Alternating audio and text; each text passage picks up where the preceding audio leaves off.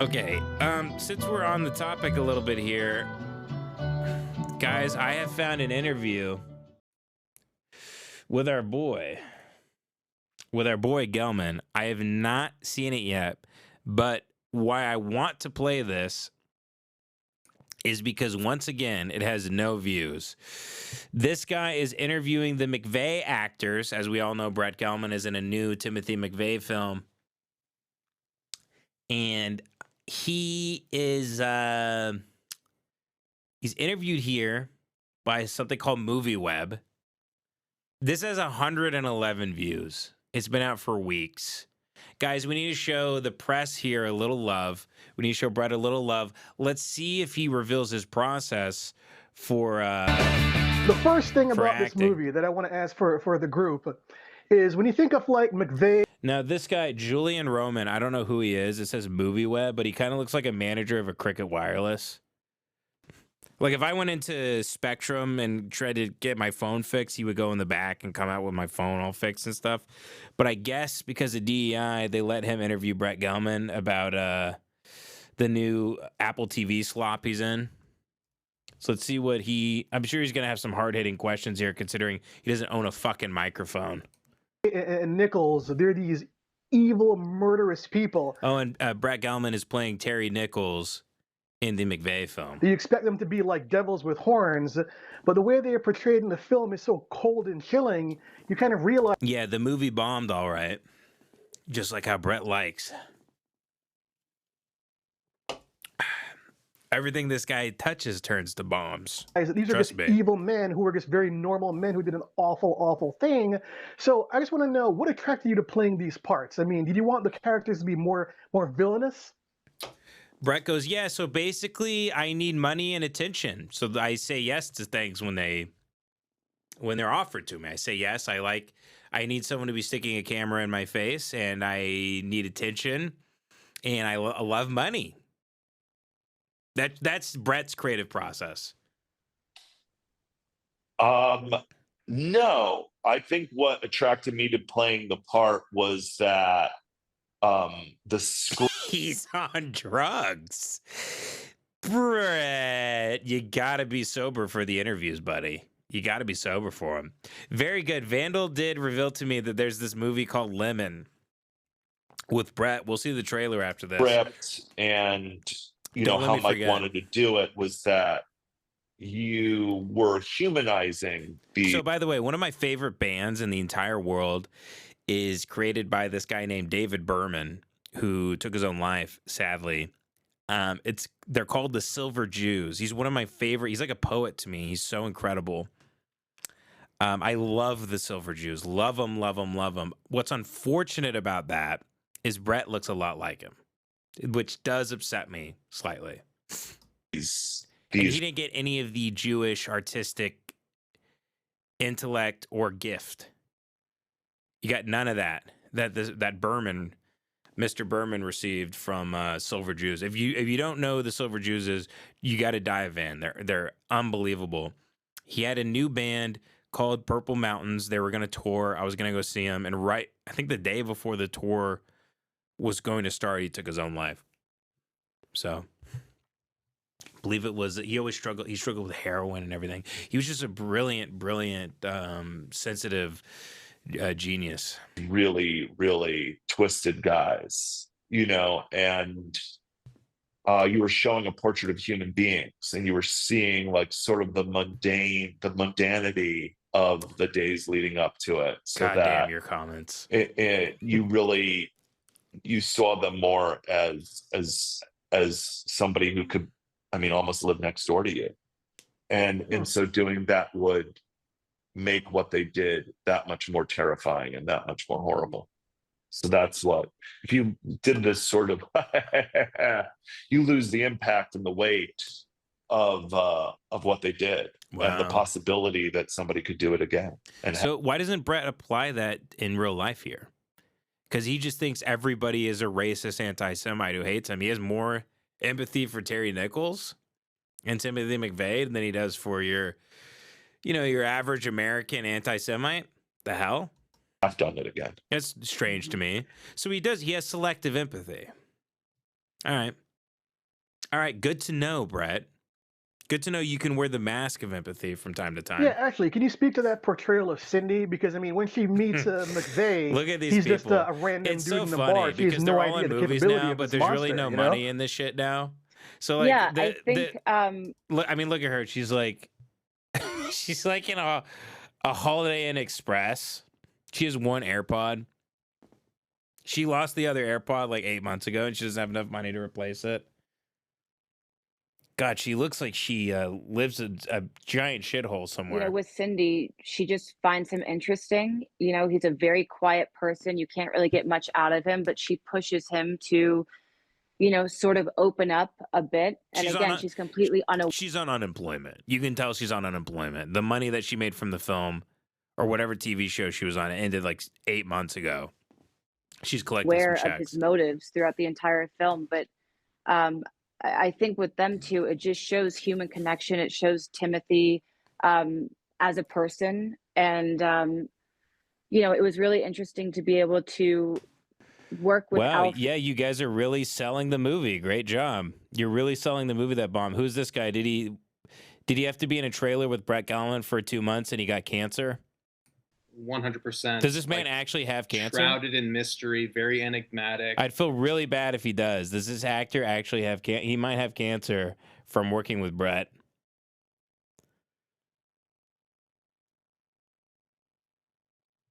You really aren't sure what his kind of Brett Gelman motives Lemon. are.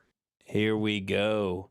This is a movie from 2017 starring Brett Gelman. And of course, it wouldn't be a Brett Gelman movie if he wasn't wearing a see-through white shirt.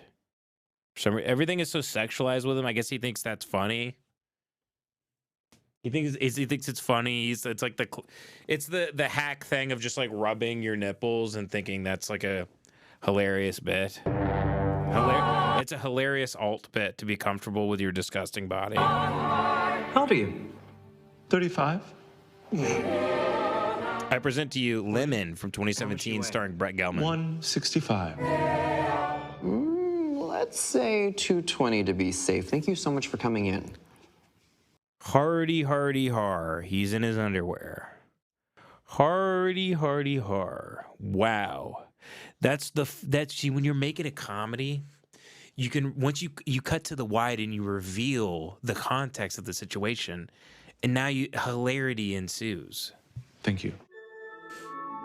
They love your look. Your audition, rock solid. I got a job. Tomorrow I'm going to New York for 10 days. What's in New York? It's better you stay. God, it's great that this type of movie isn't happening anymore. Isn't anybody grateful that this kind of In New York horseshit's for not 10 happening days. anymore? The stiff Silver Lake Atwater Village nerd who buttons his shirts to the very top and has the grandpa World War I glasses. Isn't it great that this isn't happening anymore? Isn't it lovely? Can't we appreciate that we get the Minecraft slop now? This stuff is such dog shit. What's in New York? It's worse than Better you slop. stay. I don't usually do this kind of work. Gloom. Gloomy? More gloom? My sister has a black son. He's 6.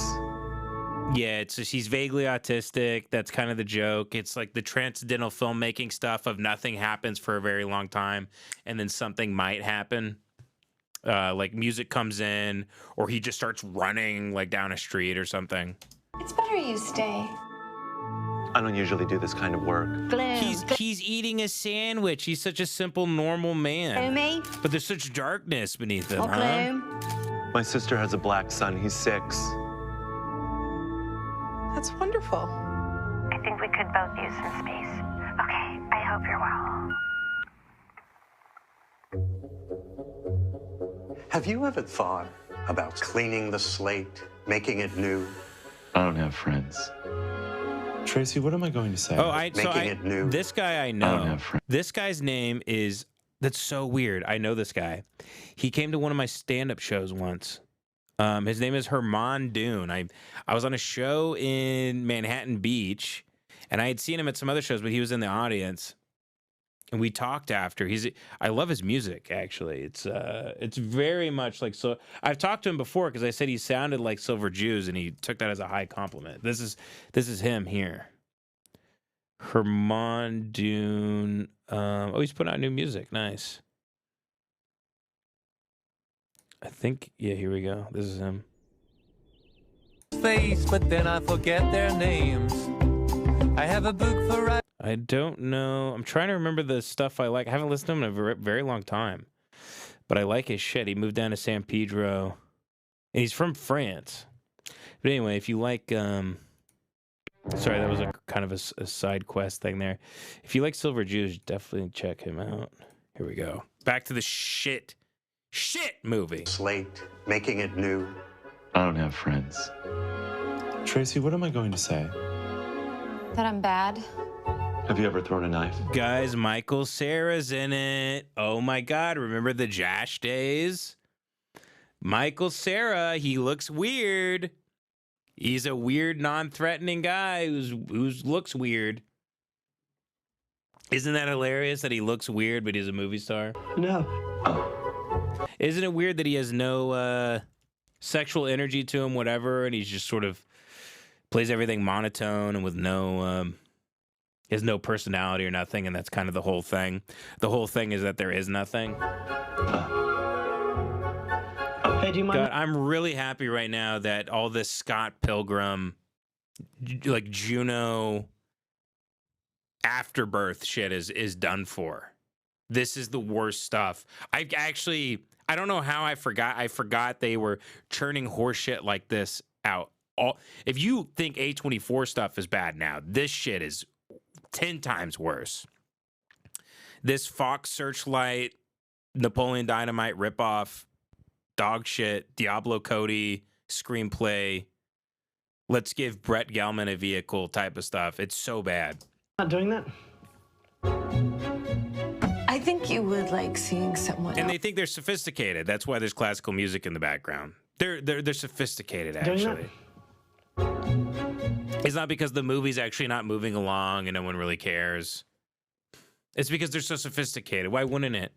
Why wouldn't it have violins and cellos? I think you would like seeing someone else. I want you to meet everyone. I was mugged. You saw who did it? It was a gang, a Latino gang, not a black gang. A lot of people still think black when you say gang. Is that right? Danger! Danger! Can I get you something? Danger! I really hate that stuff of like a white guy. What if a white guy was hanging out with black people? They are actually way more, and look, I'm not a guy who calls people racist, but by their standards of what racism is, they did the most racist stuff for a decade. David Cross saying the N-word hard R. These sort of sketches, you know, you have 30 Rock blackface, Sarah Silverman doing blackface, and Parks and the Sarah Silverman program. And then, you know, cut to now, if you're like a Republican, they think you're Hitler. But for a decade, they were running rampant with like blackface, saying the N-word, having sketches where what if a white guy talked to a black person who was really black? This stuff is, I'm actually gonna wake up every day and be thankful for my family and thankful that this stuff is gone and is no more. It's no more. I don't even hate Diablo Cody, by the way. You know what I mean. You know what I mean. I'm talking about a certain flavor of artistic cuisine. You know what I mean.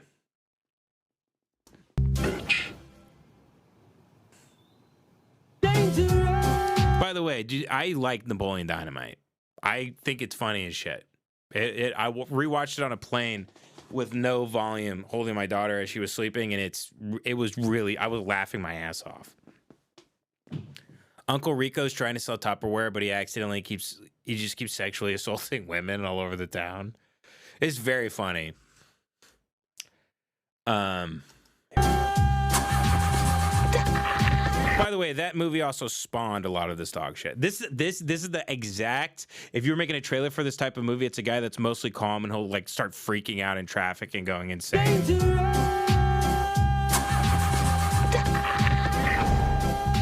I knew you were crazy. Please stop following me. Are you stupid? Yeah, there's a quote from the Austin Chronicle about it, about how it's brilliant.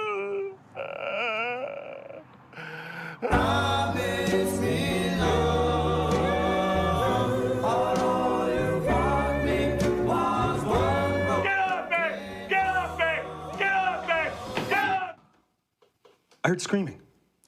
Guys, Andy Daly's in it. We got all the big improvised people from UCB. It's more horse shit from the people that made horse shit. From the minds of people who made stuff that sucks ass. It's another thing that sucks ass. Lemon with Brett Gelman. I'm having a heart attack. I cannot hide this journey to. Are you okay? Whoa, whoa, whoa, whoa, whoa, whoa, whoa, whoa, whoa, whoa. Are you okay? Wait. Written by Janixa Bravo and Brett Gelman.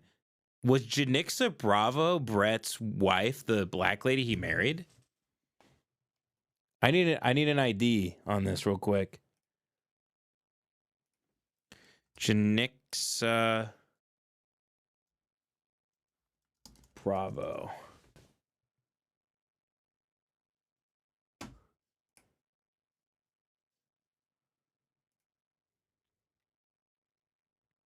She made Zola, which I liked Zola. I thought it was really funny, actually. Did she make Zola? Janixa Bravo. Yeah, she made Zola. Was that Brett Gelman's wife? This is news to me.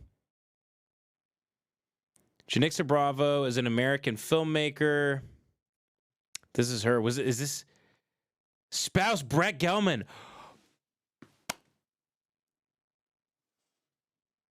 Oh, well, hey, props. The worst thing she ever did was suck that Jew's dick. Zola ain't half bad. I got to give it up for her. She kept a little bit of piece of her artistic life somehow, even after fucking that beanbag. That furry little beanbag.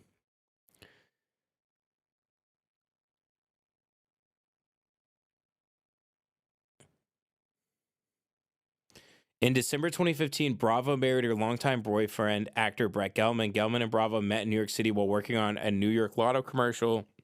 It's very funny that she married a Jewish guy that she married when they were doing a lottery commercial together. In 2016, they resided in LA. They divorced in 2018. Yeah, that was short-lived. She must be a smart girl.